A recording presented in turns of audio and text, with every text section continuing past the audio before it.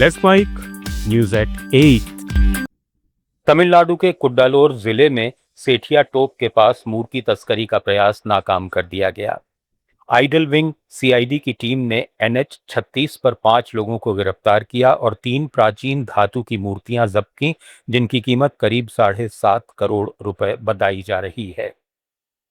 ये मूर्तियां थिरुज्ञान संबंदर, भूदेवी और शिवागामी सुंदरी की थीं, जिन्हें प्लास्टिक के बोरे में ले जाया जा रहा था।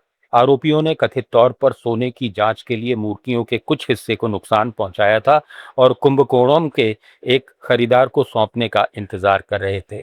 पुलिस अब इन मूर्तियों के मूल मंदिरों का पता लगा रही है। असम के कछार जिले में एक हादसे में 4 लोगों की मौत हो गई। एक नए बन रहे घर के भूमिगत पानी के टैंक की सफाई के दौरान एक मजदूर अंदर गया और बेहोश हो गया। उसे बचाने के लिए 3 और लोग एक एक करके अंदर घुसे, लेकिन वे भी होश खो बैठे और उनकी जान नहीं बचाई जा सकी। पुलिस ने जहरीली गैस की आशंका जताई है, लेकिन उसकी प्रकृति और स्रोत का अभी पता नहीं चल पाया है। स्थानीय लोगों ने पहले उन्हें बाहर निकाला, लेकिन सिलचर मेडिकल कॉलेज में डॉक्टरों ने सभी को मृत घोषित कर दिया। 4 अन्य लोग भी प्रभावित हुए और इलाज के लिए अस्पताल में भर्ती हैं।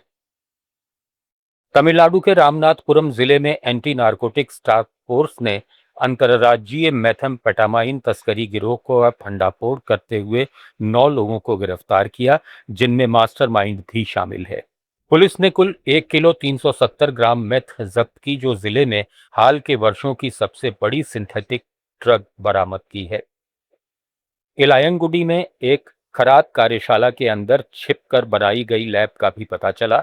वहां से प्रीकर्सर केमिकल, लाल फॉस्फोरस, आयोडीन और लैब उपकरण बरामद हुए। कार्रवाई रामनाथपुरम शहर में नशा बिक्री की खुफिया जानकारी के बाद हुई। 2 और संदिग्धों से पूछताछ चल रही है। त्रिपुरा में 2 पुलिसकर्मियों को निलंबित कर दिया गया है, जिनमें एक महिला सब इंस्पेक्टर भी है। पश्चिम त्रिपुरा के एयरपोर्ट थाने में एक विधवा ने घरेलू विवाद की शिकायत दर्ज कराने की कोशिश की थी। उन्होंने आरोप लगाया था कि उनकी बहू ने उन पर हमला किया और घर से निकालने की धमकी दी। ये संज्ञेय अपराध होने के बावजूद थाना प्रभारी और महिला सब इंस्पेक्टर ने एफआईआर दर्ज करने के बजाय महिला को शिकायत वापस लेने की धमकी दी। पश्चिम त्रिपुरा पुलिस अधीक्षक ने कहा कि दोनों पर गंभीर कदाचार, धमकी और आधिकारिक पद के दुरुपयोग का आरोप है। महिला ने हाईकोर्ट का रुख किया, जिसके बाद एफआईआर दर्ज हुई और उनकी सुरक्षा के लिए पुलिस तैनात की गई। कर्नाटक के दोडुबल्लापुर में नैतिक पहरेदारी की घटना हिंसक हमले में बदल गई। शाम को एक उद्यमी और उनकी महिला मित्र झील के पास बैठे थे। कुछ लोग इस पर आपत्ति जताने लगे।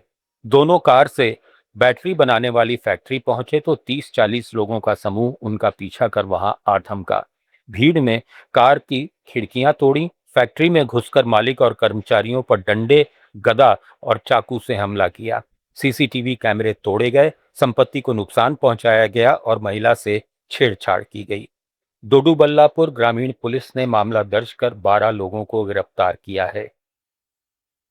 मणिपुर में सुरक्षा बलों ने 3 प्रतिबंधित संगठनों से जुड़े 4 उग्रवादियों को अलग अलग अभियानों में गिरफ्तार किया। इम्फाल पश्चिम जिले में एक व्यक्ति को यमनम लेइकाई में 28 जुलाई को हुए हैंड ग्रेनेड हमले में शामिल होने के आरोप में पकड़ा गया। इम्फाल पूर्व में एक अन्य व्यक्ति गिरफ्तार हुआ, जबकि तैंगनोपाल जिले में भारत म्यांमार सीमा के पास 2 उग्रवादियों को हिरासत में लिया गया। पुलिस ने बताया कि तीनों जिलों में ये कार्रवाई पिछले 24 घंटे में चलाए गए विशेष अभियान के तहत हुई। सीबीआई ने तेलंगाना और आंध्र प्रदेश के 10 स्थानों पर छापेमारी की है। ये कार्रवाई एनसीएस शुगर्स लिमिटेड से जुड़े 105 करोड़ 44 लाख रुपए के बैंक घोटाले के सिलसिले में हुई। पंजाब नेशनल बैंक की शिकायत पर बेंगलुरु की bank securities and fraud branch ने मामला दर्ज किया था। आरोप है कि कंपनी ने फर्जी दस्तावेज जमा कर बैंक से कर्ज लिया, पैसे का दुरुपयोग किया और चुकाया नहीं। इससे बैंक को भारी नुकसान हुआ। हैदराबाद, विजयनगरम और काकीनाडा में कंपनी के कारखाने, कार्यालय और निदेशकों के घरों पर तलाशी ली गई। साजिश, धोखाधड़ी और जालसाजी के आरोप लगाए गए हैं। शिलोंग बार एसोसिएशन ने एक महिला इंटर्न से छेड़छाड़ के आरोप में वकील एएच हजारिका की सदस्यता निलंबित कर दी है। एसोसिएशन ने आपात बैठक के बाद उन्हें शो कॉज नोटिस जारी किया और पुलिस जांच और राज्य बार काउंसिल की कार्रवाई तक सदस्यता स्थगित कर दी। एसोसिएशन ने इंटर्न के खिलाफ कथित दुराचार की कड़ी निंदा की और कहा कि साबित होने पर यह पेशेवर नैतिकता का गंभीर उल्लंघन होगा। साथ ही उसने इस बात पर चिंता जताई कि आरोपी को लोगों ने कथित तौर पर पीटा और उनके दफ्तर से सदर पुलिस थाने तक सार्वजनिक रूप से घुमाया। एसोसिएशन ने कहा कि कानून अपने हाथ में लेना स्वीकार्य नहीं है और दोनों मामलों की निष्पक्ष कानूनी जांच होनी चाहिए। न्यूज एट 8 में फिलहाल इतना ही। बने रहिए लेट्स माइक के साथ।